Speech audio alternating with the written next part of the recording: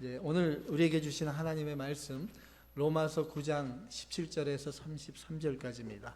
로마서 신약성경 로마서 9장 17절에서 33절까지 말씀. 내용이 좀 기니까 교독하는 게 좋겠습니다. 제가 한 절, 그 다음 절 여러분이 교독하십니다. 17절입니다. 성경이 바로에게 이르시되 내가 이 일을 위하여 너를 세웠으니 곧 너로 말미암아 내 능력을 보이고 내 이름이 온 땅에 전파되게 하려 함이라 하셨으니 그런즉 하나님께서 하고자 하시는 자를 긍휼히 여기시고 하고자 하시는 자를 완악하게 하시느냐. 혹 내가 내게 말하기를 그러면 하나님이 어찌하여 허물하시느냐 누가 그 뜻을 대적하느냐 하리니 내가 누구에게 감히 하나님께 반문하느냐. 지음을 받은 물건이 지은 자에게 어찌 나를 이같이 만들었느냐 말하겠느냐.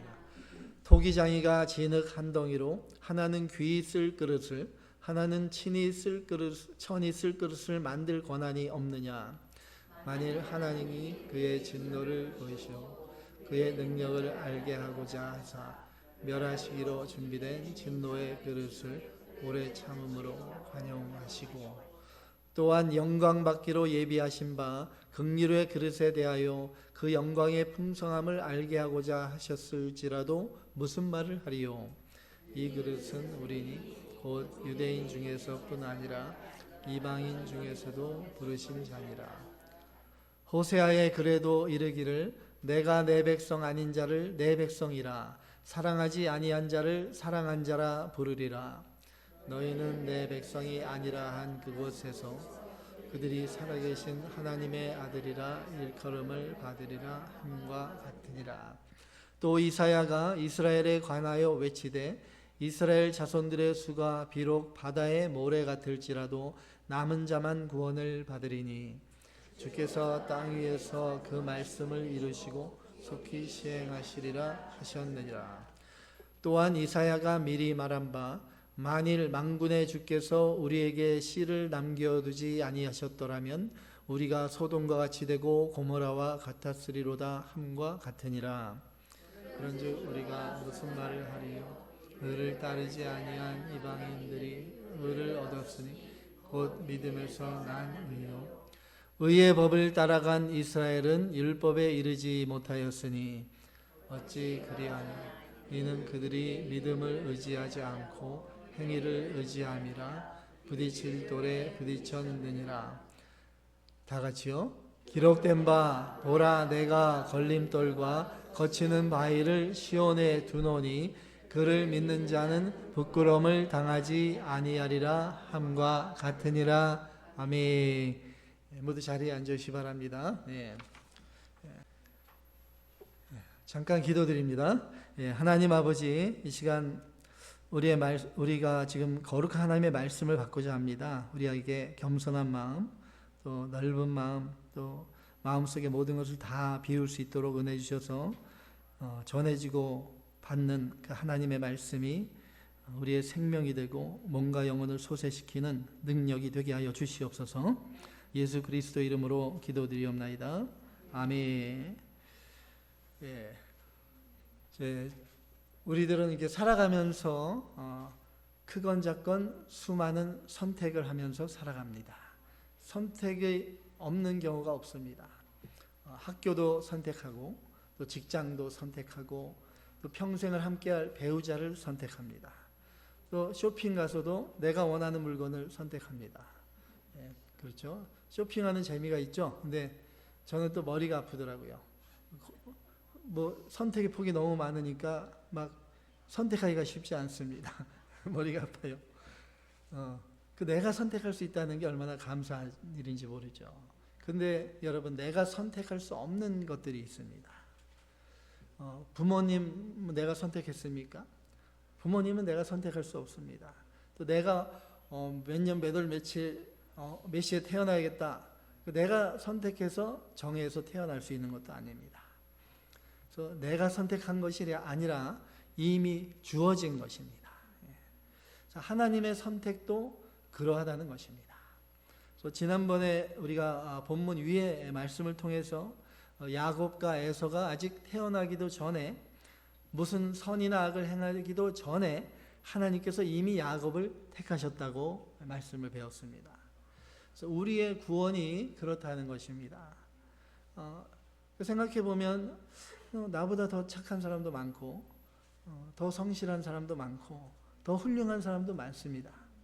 그렇죠? 동의 못하시는 분도 있는 것 같은데 사실 그렇잖아요. 저보다, 우리보다 더 훌륭하고 착하고 성실한 사람도 많은데, 근데 하나님께서는 왜 우리를 택해 주셨고 또 복음을 듣게 하셨고 예수를 믿게 해 주셨을까? 이것은 전적으로 하나님의 은혜와 긍휼로 된 것이다. 하나님의 주권적인 선택이라는 것입니다. 이제 성경은 한 걸음 더 나아가서 우리에게 질문을 던집니다. 그렇다면 하나님께서는 어떤 사람을 선택하시는가? 그래서 오늘 본문이 바로 그 질문에 대한 답을 주고 있습니다. 바로 하나님의 선택의 기준이 무엇인지에 대한 말씀입니다. 그래서 오늘 전해드릴 말씀의 제목은 하나님의 선택의 기준입니다. 첫 번째로 하나님은 긍휼의 그릇을 선택하십니다. 하나님께서 야곱을 택하셨고 에서는 택하지 않으셨습니다. 또 애굽왕 바로는 그의 마음이 완악하도록 하나님께서 내버려 두셨다고 했습니다. 그러니까 이제 19절에 보면 사람들이 이렇게 반문할 수 있다는 것이죠. 하나님께서 완악하게 해놓고 왜 책망하십니까? 왜 징계하십니까? 하나님께서 그렇게 하셨다면은 왜 그 사람에게 책임을 물으시는 겁니까? 이렇게 질문할 수 있다는 거예요. 그래서 이 질문에 대해서 사도 바울은 단호하게 대답합니다. 본문 20절의 말씀, 20절 말씀 다 같이요. 이 사람아, 내가 누구이기에 감히 하나님께 반문하느냐? 지음을 받은 물건이 지은 자에게 어찌 나를 이같이 만들었느냐 말하겠느냐. 아멘. 이렇게 토기장이의 비유로 말씀을 하십니다. 토기장이가 같은 진흙을 가지고 여러 종류의 그릇을 만듭니다. 그래서 진흙이 더 귀한 그릇이 되느냐, 또 그렇지 못한 그릇, 천한 그릇이 되느냐는 토기장의 손에 달려 있다는 것입니다. 그릇이 따질 수 없다는 것이죠. 왜 나를 천한 그릇으로 만들었습니까? 따질 수 없다는 것이죠. 이 사람아, 내가 누군데 하나님께 반문하느냐? 우리는 피조물이고요. 하나님은 창조주이십니다. 우리는 흙에서 와서 흙으로 돌아가는 먼지와 같은 인생입니다. 그런 우리가 어떻게 감히 창조주께 말대꾸를 하고 대들 수 있겠습니까? 진노의 그릇도 긍휼의 그릇도 하나님의 절대 주권 아래에 있다는 것입니다. 따질 수 없다는 것입니다. 그렇다면 하나님이 불공평한 것입니까? 우리가 오히려 감사해야 될 것입니다. 저와 여러분, 우리가 어떤 그릇인가 하는 것이죠. 우리는 원래 하나님 앞에 진노를 받아서 마땅한 죄인들이었습니다. 죄 가운데 태어나서 죄 가운데 살아가면서 죄가 죄인 줄도 모르고 살았습니다. 하나님과 원수된 상태로 살았었습니다. 그런 우리를 하나님께서 긍휼히 여겨주셨습니다. 우리를 긍휼의 그릇으로 택하여 주신 것입니다. 그러므로 우리는 하나님께 따지면 안 됩니다. 하나님은 왜 나를 부자 부모님 밑에서 태어나게 해주지 않고 이렇게 참 가난한 부모님 밑에서 태어나게 해줬습니까? 왜 나를 이렇게 덜 예쁘게 만들어 주셨습니까? 왜 내게 이런 시련을 주시는 겁니까? 이렇게 하나님께 따질 것이 아니라 오히려 감사해야 되는 것입니다. 하나님께서 나를 긍휼의 그릇으로 택해 주셨기 때문에. 만약에 하나님께서 나를 긍휼의 그릇으로 택하지 않으셨다면 그러면 어떻게 되겠습니까? 저와 여러분, 나는 여전히 죄 아래에 있습니다. 여전히 진노 아래에 있습니다. 토기장의 손에서 떨어져 깨어질 존재입니다. 죄로 인해서 영원히 심판받을 운명이었던 것입니다. 그러한 나를 하나님께서 긍휼히 여겨주셨습니다. 그리고 나를 구원하시기 위해서 창조주 하나님께서 친히 이 땅에 오셨습니다. 십자가에서 자신의 생명을 아낌없이 내어주셨습니다. 그러니 우리가 무엇을 더 자랑할 수 있겠습니까? 우리가 무엇을 더 하나님께 요구할 수 있겠습니까? 하나님께서 이러한 나를, 이 못난 나를, 죽을 죄인인 나를 그럼에도 구원해 주셨습니다. 하나님 감사합니다. 이렇게 감사할 수밖에 없는 것입니다.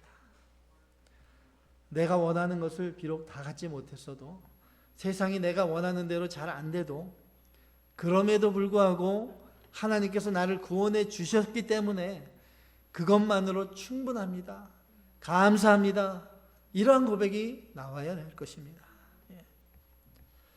그런데 사랑하는 여러분, 이 놀라운 은혜의 선택이 어디서부터 나온 것입니까? 불완전한 우리가 아닌 완전하신 하나님으로부터 나왔다는 사실, 그것을 또한 감사해야 됩니다.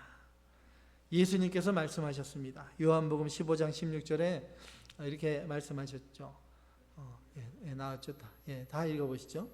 너희가 나를 택한 것이 아니요 내가 너희를 택하여 세웠나니 이는 너희로 가서 열매를 맺게 하고 또 너희 열매가 항상 있게 하여 내 이름으로 아버지께 무엇을 구하든지 다 받게 하려 함이라. 아멘. 너희가 나를 택한 것이 아니라 내가 너희를 택하여 세웠다. 이 얼마나 큰 은혜의 말씀입니까? 하나님께서 나를 먼저 찾아오셨습니다. 하나님께서 나를 먼저 사랑해 주셨습니다. 그래서 저와 여러분, 우리가 지금 이 자리에 있는 것입니다.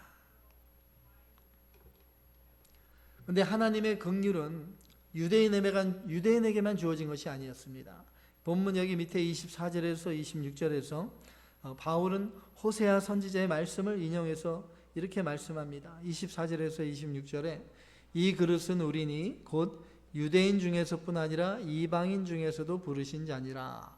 호세아의 글에도 이르기를 내가 내 백성 아닌 자를 내 백성이라, 사랑하지 아니한 자를 사랑한 자라 부르리라. 너희는 내 백성이 아니라 한 그곳에서 그들이 살아계신 하나님의 아들이라 일컬음을 받으리라 함과 같으니라 말씀합니다. 이 글은 호세아서의 말씀이죠. 1장과 2장이 거쳐 있는 말씀. 그래서 하나님께서 내 백성 아닌 자를 내 백성이라 부르겠다 말씀하십니다. 이 호세아서에서는 로암미, 암미라는 표현을 사용하십니다. 히브리어로 로는 부정의 뜻입니다. 암미는 백성이라는 뜻입니다. 로암미, 내 백성이 아니다. 과거에는 내 백성이 아니었던 자를, 로암미를 이제 다시 내 백성 암미라고 불러주시겠다는 것입니다.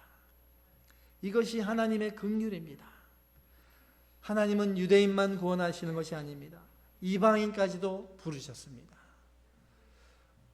실제로 이스라엘 백성들이 애굽에서 나올 때, 출애굽할 때 이스라엘 사람들만 나온 것이 아니죠. 이스라엘 사람만 나온 것이 아니에요. 출애굽기 12장 38절에 보면 수많은 잡족들, 즉 이방인들이 이스라엘과 함께 나왔다고 되었습니다. 예수님의 족보에도 이방인이 있을까요? 없을까요? 예수님의 족보에 다윗의 아들 유대인의 왕 예수님의 족보에도 이방인이 있습니다. 그것도 이방 여인들, 기생 라합, 또 보아스의 아내 룻, 이러한 이방 여인들이 들어가 있습니다. 왜 그렇겠습니까? 하나님의 구원은 혈통으로 결정되는 것이 아니기 때문입니다. 하나님의 구원은 인간의 자격으로 결정되는 것이 아니기 때문입니다. 하나님의 선택은 혈통이 아니라 은혜입니다. 긍휼입니다. 지금 우리가 하나님 앞에 예배 드릴 수 있는 근거가 무엇입니까? 바로 하나님의 긍휼입니다. 지난 한 주간을 돌이켜 보십시오. 지난 한 주간의 여러분의 삶이 하나님 앞에 나와 예배 드릴 수 있는 그러한 온전한 삶을 과연 살으셨습니까? 십자가 앞에 바라볼 때 얼마나 부끄럽습니까? 그럼에도 우리는 하나님 앞에 나와서 예배 드리고 있는 거, 하나님의 긍휼 때문입니다. 우리가 천국을 바라보며 구원의 기쁨으로 살아갈 수 있는 이유도 바로 하나님의 긍휼 때문인 것입니다. 그래서 믿으시기 바랍니다. 그러므로 저와 여러분, 나를 사랑하시고 선택해 주신 하나님의 은혜에 감사하며 구원의 주님으로 인해 기뻐하는 삶을 살아가시기를 주님의 이름으로 축원합니다. 하나님의 선택의 기준 두 번째는 하나님은 남은 자를 선택하신다는 것입니다. 여기서 바울은 27절에서 이사야 선지자의 말씀을 인용합니다. 이스라엘 자손들의 수가 바다의 모래 같을지라도 남은 자만 구원을 얻으리니. 그러니까 수가 많다고 다 구원받는 것이 아니라는 것입니다. 하나님께서 남겨두신 자들이 있다는 것입니다. 남은 자, 이 영어 성경에 보면 렘넌트라고 되어 있죠. 렘넌트. 그러니까 렘넌트가 바로 남은 자입니다. 과거에 이스라엘 백성들이 바벨론 포로로 끌려갔죠. 1차 포로, 2차 포로, 3차 포로로 끌려갔습니다. 근데 소수가 끌려갔습니다. 나머지는 어떻게 됐습니까? 거의 다 죽었습니다. 그리고 바벨론 70년 포로를 마치고 다시 예루살렘으로 돌아온 이스라엘 백성들의 숫자도 많지 않았습니다. 느헤미야서 이런 데 보면 4만여 명에 불과했습니다. 그 수많은 인구 중에 4만여 명만 남은 자가 된 것입니다. 시대를 따라서 수많은 무리가 있었지만 오직 믿음을 지킨 남은 자를 통해서 하나님은 구원의 역사를 이어가셔 오고 계십니다. 세상에 이렇게 이단들 보면 렘넌트, 이 아름다운 렘넌트라는 단어를 자신들의 특권인 양 독점하고 성도들을 미혹합니다. 렘넌트를 쓰는 있죠? 구원파 이단. 렘넌트에서 청소년들을 유혹하고 미혹합니다. 그렇지만 성경이 말하는 남은 자는 특정한 단체나 집단이 아닙니다. 성경이 말하는 남은 자는 거창한 개념이 아니라 거친 세상 속에서도 타협하지 않고 오직 예수 그리스도를 붙드는 신실한 성도들을 남은 자라 말씀하는 것입니다. 기드온의 300용사들, 미디안을 상대하기 위해서 32,000명이 모였는데, 근데 하나님은 계속 줄이셨습니다. 계속 줄이셔서 결국 300명만 남았습니다. 그 미디안의 모래알 같은 대군 앞에 300명, 정말 보잘것없습니다. 사람의 눈으로는 너무나 작은 수입니다. 그렇지만 하나님은 그 300명을 통해서 승리를 주셨고 구원을 이루셨습니다. 왜 하나님이 그렇게 하셨습니까? 사람의 힘이 아니라 하나님의 능력을 나타내시기 위함인 것입니다. 역사 속에서도 많은 남은 자들이 있습니다. 엘리야 시대에도 하나님께서 7,000명을 남겨두셨습니다. 중세의 암흑기, 중세 교회가 타락한 그 암흑기 가운데서도 마틴 루터와 같은 남은 자들을 통해서 종교개혁을 일으켜 주셔서 말씀으로 또 하나님의 은혜로 돌아올 수 있도록 해주셨습니다. 그리고 오늘날도 마찬가지입니다. 하나님은 언제나 남은 자를 보존하십니다. 세상은 넓은 길을 갑니다. 종교 통합주의로 기독교 안에도 모든 종교를 하나다, 함께 가자. 넓은 길로 갑니다. 많은 사람들이 같은 방향을 갑니다. 그렇지만 예수님은 말씀하십니다. 마태복음 7장 13절에서 14절, 신약성경 마태복음 7장 13절에서 14절 함께 봉독하십니다. 좁은 문으로 들어가라. 멸망으로 인도하는 문은 크고 그 길이 넓어 그리로 들어가는 자가 많고 생명으로 인도하는 문은 좁고 길이 협착하여 찾는 자가 적음이라. 아멘. 많은 사람들은 넓은 문, 넓은 길을 좋아하고 따라갑니다. 왜냐하면 좁은 문은 비좁고 불편하기 때문에, 또 협착이라는 뜻은 쥐어짜는 고난과 핍박이 있는 길이라는 것입니다. 그렇기 때문에 많은 사람들은 피하고 싶어 합니다. 그렇지만 참된 성도는 그 좁은 문, 좁은 길을 나아가는 것입니다. 왜냐하면 길이요 진리요 생명이신 주님께서 그 길을 가셨고 또 그 문에서, 그 좁은 문에서 우리를 맞이해 주시기 때문입니다.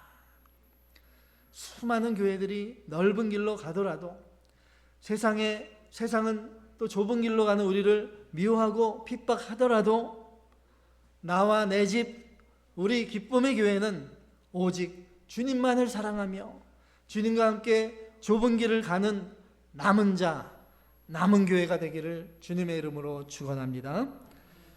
하나님의 선택의 기준, 이제 세 번째로는 하나님은 믿음에 의지하는 자를 선택하신다는 것입니다. 여기서 바울은 매우 중요한 말씀을 합니다.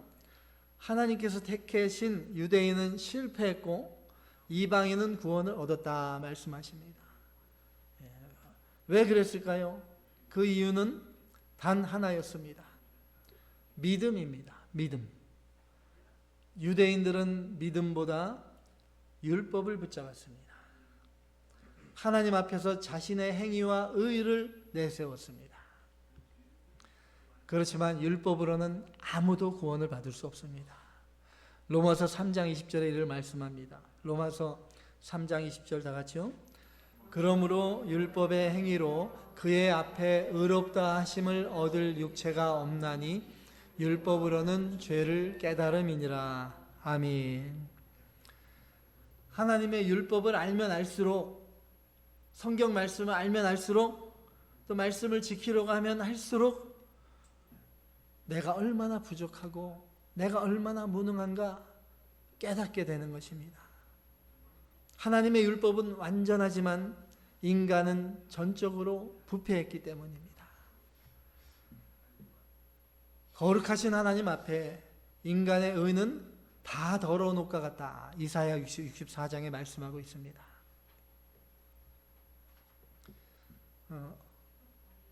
예를 들어 어떤 사람이 있는데 평생을 선하게 살았습니다. 누구 하나도 해코지 안 하고, 어려운 사람 보면 도와주고, 또 봉사도 많이 했고, 또 가기 전에 남은 재산을 또 고아원에 다 기부했습니다. 그리고 죽어서 하나님 앞에 섰습니다. 하나님, 저는 살아서 봉사도 많이 했고, 또 남도 많이 도와줬고, 좋은 일도 많이 했고, 남은 재산도 다 기부했습니다. 하나님께서 그에게 물으십니다. 너는 내 아들 예수 그리스도를 믿느냐? 그 십자가를 믿느냐? 여러분, 예수님의 십자가 옆에 함께 못 박혔던 강도 중에 한 명, 그 강도는 평생 악한 일을 한 죄인이었습니다.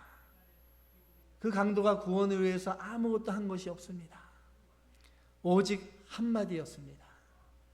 예수여, 당신의 나라에 임하실 때 나를 기억하소서. 예수님께서 말씀하셨습니다. 오늘 내가 나와 함께 낙원에 있으리라. 여러분, 구원은 행위가 아니라 무엇이라고요? 믿음입니다. 믿음. 유대인들은 예수님을 거부했었습니다. 예수님을 미워했고 십자가에 내어주었습니다. 그 결과 그들에게 예수님은 거치는 돌이 되었습니다. 그렇지만 예수님을 구주로 영접한 자들에게는 예수님이 모퉁이 돌이 되시고 영원한 반석이 되시는 것입니다. 베드로가 물 위를 걸을 수 있었던 이유는 물이 단단해서가 아니죠. 예수님을 바라보았기 때문입니다. 구원의 근거도 마찬가지입니다. 나 자신을 보고 환경을 보면 불안합니다. 나의 의를 바라보면 실패합니다. 그렇지만 예수님을 바라보면 흔들리지 않습니다. 에베소서 2장 8절, 신약성경 에베소서 2장 8절 말씀 다 같이요. 너희는 그 은혜에 인하여 믿음으로 말미암아 구원을 받았으니 이것은 너희에게서 난 것이 아니요 하나님의 선물이라. 아멘. 믿음으로 말미암아, 믿음 때문에 저와 여러분 우리가 구원을 받은 것입니다. 근데 그 믿음이 나에게로부터 온 것이 아니라 하나님으로부터 온 것이라는 것입니다. 우리의 믿음은 결국 하나님의 선물이라고 말씀하십니다. 우리의 구원은 하나님의 은혜인 것입니다. 사랑하는 성도 여러분, 긍휼의 그릇은 하나님의 선택입니다. 그리고 그 하나님의 선택의 기준은 세 가지라고 했습니다. 첫째, 우리는 긍휼의 그릇으로 선택을 받았습니다. 둘째, 우리는 남은 자로 부름을 받았습니다. 셋째로, 우리는 행위가 아니라 믿음으로 구원받았습니다. 그러므로 우리는 믿음에 의지합니다. 은혜에 의지합니다. 그러므로 더 이상 자신의 의를 자랑하지 마십시오. 더 이상 세상의 숫자를 따라가지 마십시오. 더 이상 자신의 행위를 붙들지 마십시오. 오직 예수 그리스도만 붙드시기 바랍니다. 우리를 선택하신 분도 하나님이시고 우리를 붙드시는 분도 하나님이시고 끝까지 영화롭게 하실 분도 하나님이십니다. 오늘도 긍휼의 그릇으로 부름받은 은혜를 감사하며 남은 자로서 믿음을 지키고 오직 예수 그리스도의 의만 붙드는 저와 여러분, 우리 기쁨의 교회가 되시기를 주님의 이름으로 축원합니다. 아멘.